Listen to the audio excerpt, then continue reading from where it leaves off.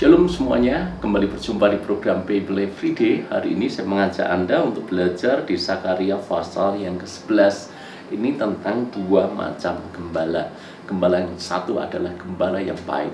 Gembala yang baik tentu saja adalah gembala yang merawat, memelihara domba-dombanya, mengenali domba-dombanya, sehingga ketika dombanya itu hilang, maka gembala yang baik akan mencarinya sampai ketemu. Kalau dombanya itu sakit, maka si gembala akan berusaha untuk menyembuhkannya. Kalau dombanya itu sedang tersesat, maka si gembala akan mencari dan mengembalikan ke jalan yang benar. Itu adalah gembala yang baik. Sebaliknya, gembala yang jahat adalah gembala yang memanfaatkan dombanya. Dia akan melakukan sesuatu, ujung-ujungnya adalah untuk kepentingannya sendiri.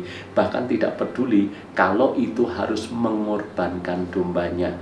Berbeda dengan gembala yang baik. Gembala yang baik, dia menyediakan dirinya untuk berkorban demi domba-dombanya. Sebaliknya, gembala yang jahat, dia justru mengorbankan domba-dombanya demi keuntungannya sendiri. Itu dua macam gembala yang tertulis di dalam Zakaria pasal yang ke-11.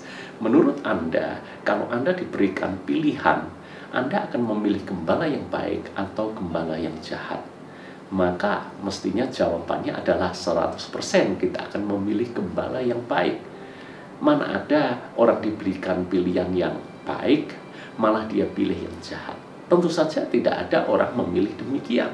Namun rupanya di dalam kitab Zakaria ini tertulis bahwa umat Israel justru memilih gembala yang jahat.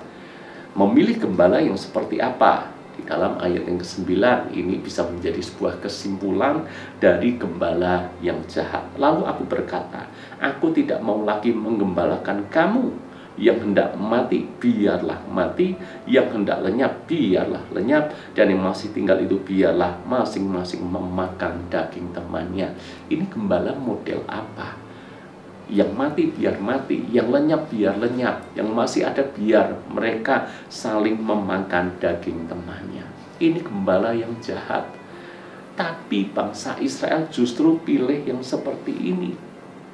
Karena mereka memilih gembala yang jahat, maka Tuhan sendiri mengatakan di dalam ayat yang ke-16, sebab sesungguhnya aku akan membangkitkan di negeri ini seorang gembala yang tidak mengindahkan yang lenyap, yang tidak mencari yang hilang, yang tidak menyembuhkan yang luka, yang tidak memelihara yang sehat, melainkan memakan daging dari yang gemuk dan mencabut kuku mereka.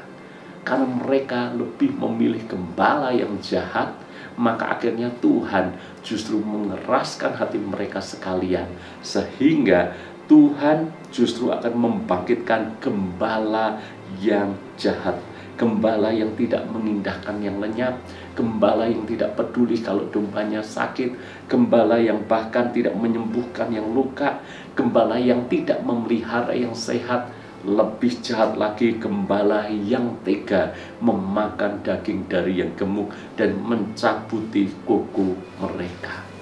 Tuhan menyerahkan mereka kepada kekerasan hati mereka sendiri.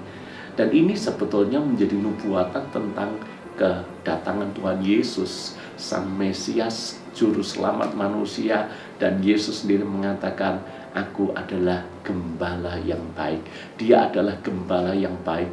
Yesus mengatakan gembala yang baik, gembala yang bersedia berkorban untuk domba-dombanya. Itu gembala yang baik, mengasihi dengan kasih agape, berkorban dengan tulus, melakukan yang terbaik untuk domba-domba yang digembalakannya. Namun bangsa Israel justru menolak Tuhan Yesus, gembala yang baik ini, malah membunuh dan menyalibkan Tuhan Yesus. Sebaliknya mereka malah ingin digembalakan oleh kepala-kepala agama, imam-imam, para ahli Taurat yang penuh dengan kejahatan dan kemunafikan. Bayangkan diberikan pilihan yang baik, memilih yang jahat. Maka jangan sampai hal yang sama juga terjadi dalam hidup kita.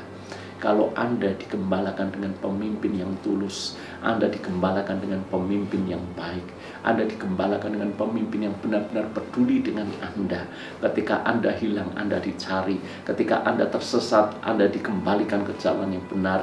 Ketika Anda luka, Anda dibalut dan Anda disembuhkan. Hargai gembala pemimpin Anda yang seperti itu. Jangan sampai kita justru menolak, mengabaikan, malah akhirnya kita memilih gembala yang jahat. Saudara-saudara, ini menjadi perenungan buat kita semuanya. Perenungan buat kita sebagai domba. Hargai, syukuri gembala Anda, pemimpin rohani Anda, pemimpin di dalam dunia kerja Anda, atasan yang baik buat Anda, atasan yang memperhatikan Anda. Hargai itu. Dan ini juga menjadi perenungan buat kita para pemimpin. Apakah kita sudah menjadi gembala yang baik untuk orang-orang yang kita pimpin? Ataukah sesungguhnya kita lebih mirip kepada gembala yang jahat, yang mengorbankan mereka demi keuntungan kita sendiri? Mari kita renungkan sama-sama firman Tuhan ini. Tuhan berkati.